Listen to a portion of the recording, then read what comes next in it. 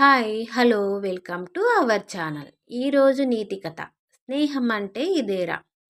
రామాపురం అనే ఊరిలో గోదావరి నది ఒడ్డున ఒక మర్రి చెట్టుపై ఒక పావురం నివసిస్తూ ఉండేది. ఆ చెట్టు క్రింద ఉంటున్న చీమలతో దానికి మంచి స్నేహం కుదిరింది. ఒక ఏడాది గోదావరి వరద రావటంతో చీమల పుట్ట మొత్తం ప్రవాహంలో కొట్టుకుపోయింది. ఆహారం తేవడానికి వెళ్ళి అప్పుడే ఇంటికి వచ్చిన తల్లి చీమకు నీటిలో కొట్టుకుపోతున్న పిల్లలను చూసి గుండెలు పగిలేలా ఏడ్చింది.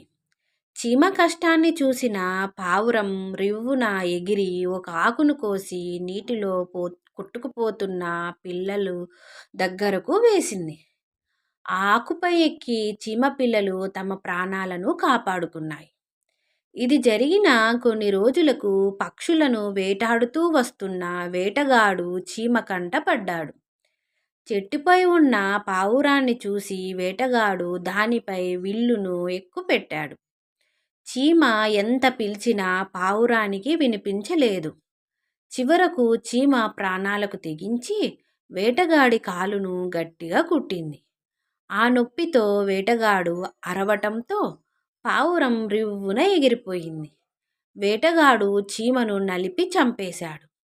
దీనిని గమనించిన పావురం తన కోసం ప్రాణం విడిచిన ప్రాణమిత్రుడైన చీమను కృతజ్ఞత చెప్పుకొని ఆ చీమ పిల్లలను తానే ఆహారం అందించి పెద్ద చేసింది. పావురం చీమలు కలిసిమెలిసి ఆనందంగా గడిపేవి. నీతి: మనం చేసిన సహాయం ఊరికే పోదు. Thank you.